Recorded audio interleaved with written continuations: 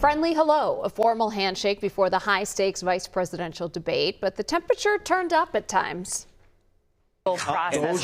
We have so much to get to, Senator. Gentlemen, the audience can't hear you because your mics are cut. So this was a 90-minute showdown between Governor Tim Walz and Senator J.D. Vance. It's the first time that they had met face-to-face. And they sparred on issues like the economy and abortion rights. Viewers said they were impressed with how the candidates handled themselves, and there was really only one moment when things got especially tense. He is still saying he didn't lose the election. I would just ask that. Did he lose the 2020 election? Tim, I'm focused on the future. Did Kamala Harris censor Americans from speaking their mind in the wake of the 2020 COVID situation? That is a damning non-answer.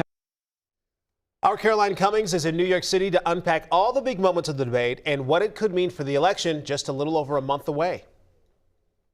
It was a big night for Governor Tim Walz as he took the stage for the first time in a debate against his Republican challenger, Senator J.D. Vance. And the two sparred on issues ranging from the economy to abortion rights as they tried to make their case to voters with just over a month to go until Election Day. It didn't take long for the gloves to come off in the first and only debate between Minnesota Governor Tim Walz and Ohio Senator J.D. Vance. Governor Walz, you blame Donald Trump.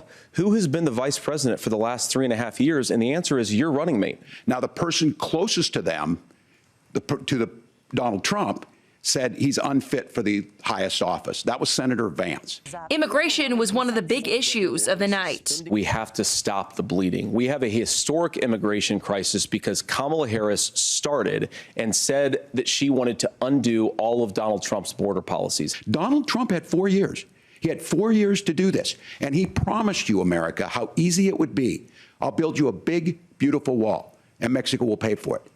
Less than 2% of that wall got built, and Mexico didn't pay a dime. Walz targeted Vance for his false claim that Haitian immigrants were eating their neighbors' pets in Springfield, Ohio. And the consequences in Springfield were the governor had to send state law enforcement to escort kindergartners to school. Vance objected to how the moderators, Face the Nation host Margaret Brennan and evening news anchor Nora O'Donnell handled his response. Margaret, but thank you, Senator. We have so much to get to. Margaret, I think it's important because we're going to turn out of the economy. Thank Margaret, you. The rules were that you guys weren't going to fact check, and since you're fact checking me, I think it's important to say what's actually going on. CBS News then cut both candidates' mics. The debate comes as hundreds of thousands of ballots have already been cast as part of early voting, and some voters hope to learn more tonight about the candidates. I'd like to know more about what their policies are, since I don't really know much about them. The candidates were generally respectful of each other, but they clashed over January 6th. Did he lose the 2020 election?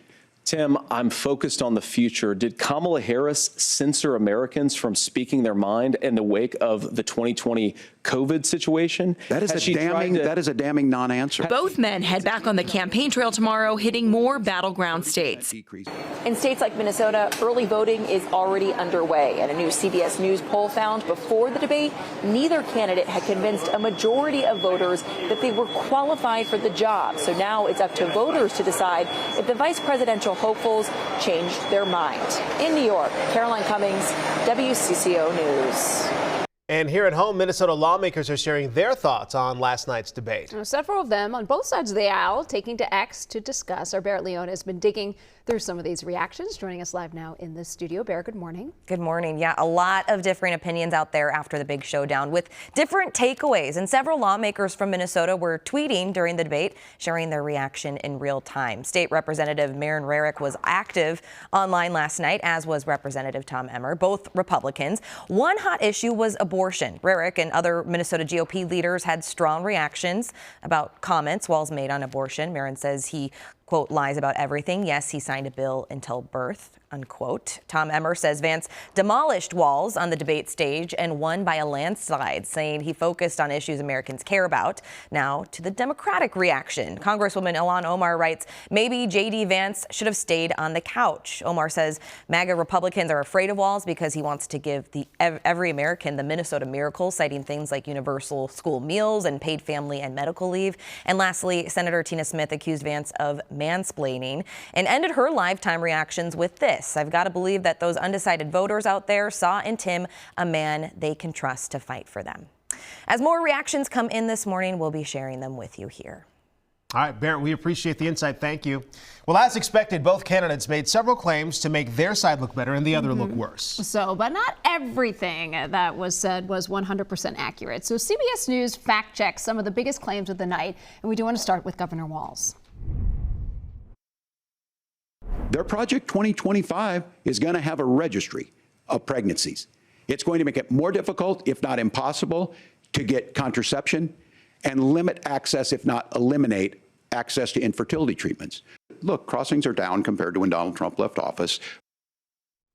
So let's fact check both of these statements. CBS News found that both of them are true to some extent, but they both need more context. So let's address the first one there. Project 2025 does not call for a registry of pregnancies, but it does call on state reporting of abortion statistics, like how many abortions took place in a state, how far along the mother was, what method was used. However, Project 2025 does want to make it harder to get contraception. Now, in regards to illegal border crossings, they've been dropping steadily since this spring, in part due to a proclamation by President Biden.